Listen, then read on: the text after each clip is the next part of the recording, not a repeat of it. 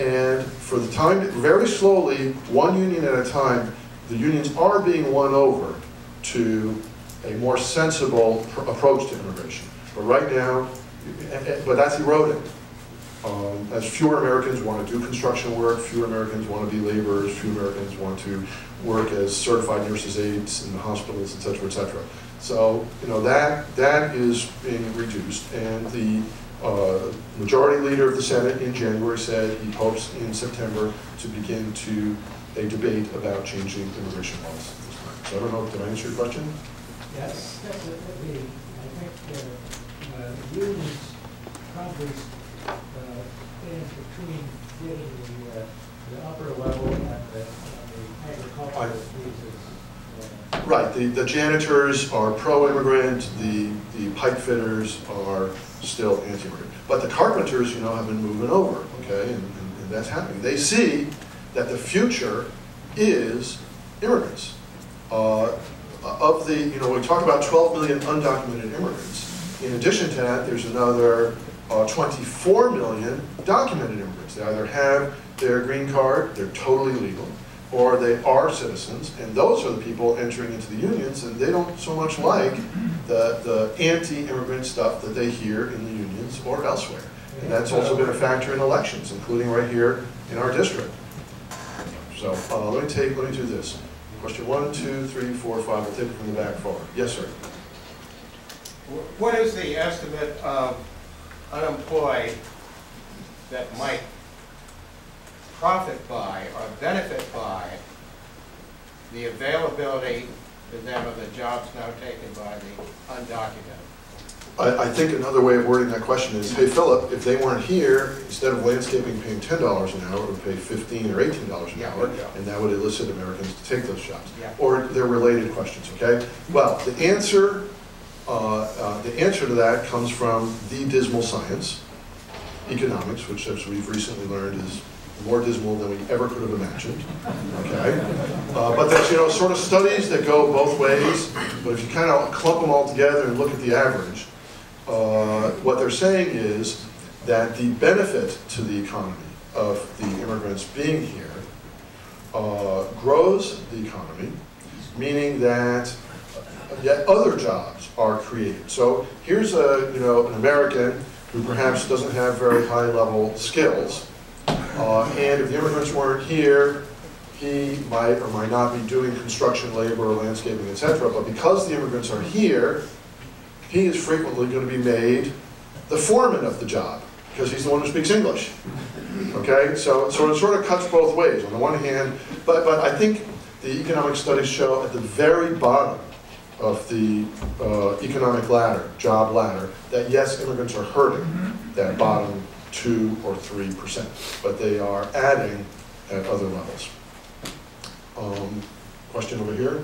Well, I think you've answered my question, which was, you know, how many people in this room go to the bridge in Stanford and hire somebody for $10 an hour, when in fact there are legal immigrants doing the same work in town for $25 an hour. I happen to hire a guy that's $25 an hour, but I know I could get it done for 10 by an illegal.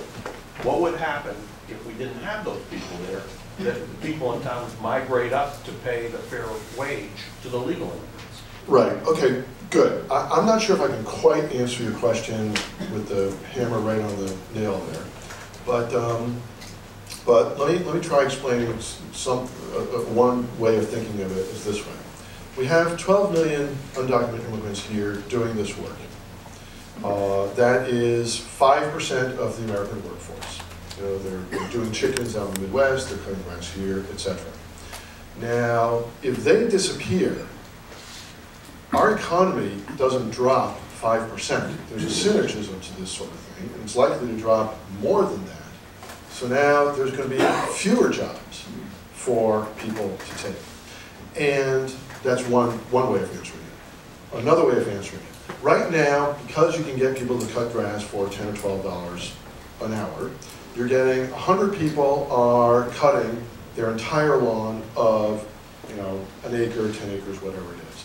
If the price goes up, you know, to $15, $18, $25, I want to meet someone making $25 an hour cutting grass. That sounds pretty unusual. But if all of a sudden the price goes up from $10 an hour to $18 an hour, all of a sudden of those 100 people who each were cutting their full lawn, now a lot of them are only going to be cutting half. First of all, a number of them are going to give up on cutting their lawn because they just don't have the money to pay for it. They're going to shrink the amount of lawn that's going there, so now you have less money circulating through the economy. So, you know, if you can't afford to have the work done, you're not going to have it done.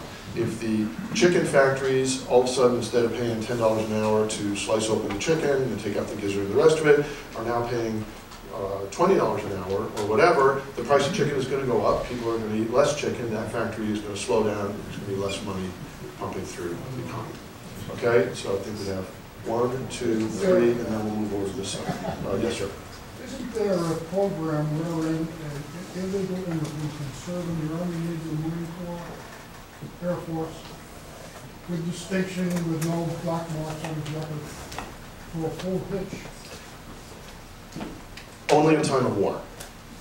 Up until... Just change that. No, okay, hold on. What they did, okay, there were 2 changes. One, first of all, in time of war, that's pretty much always been the rule.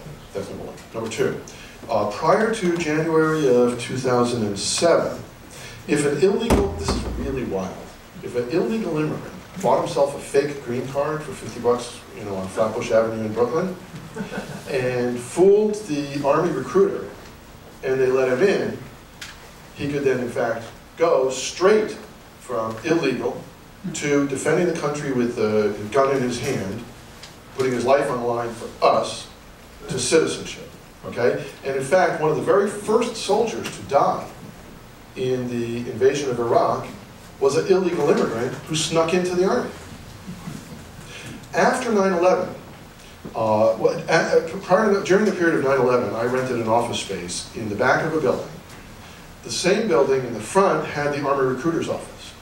After 9/11, they were sending me 1 or 2 people every single day who were walking into the Army recruiter's office saying, I want to defend America.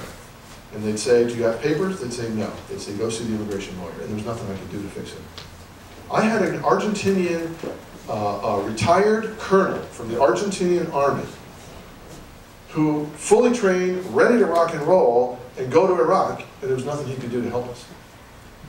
Okay? Now, in 2007, they changed the rule.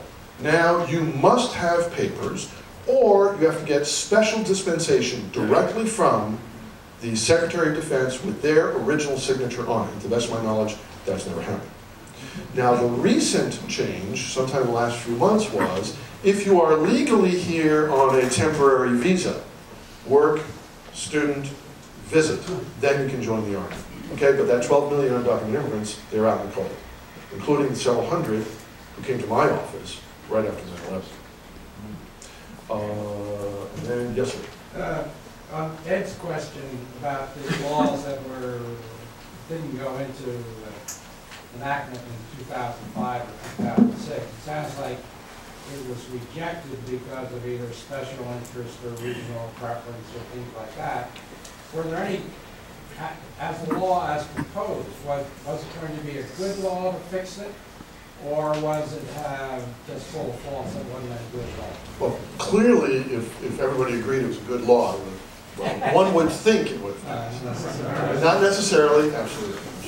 My own belief, and you know, politics is open to interpretation in every way, shape, or form. My own belief is that the very conservative leaders of the Republican Party, coming from very conservative districts, that tend to be very anti-immigrant, stop it. Okay, because those were about the only people shouting against it.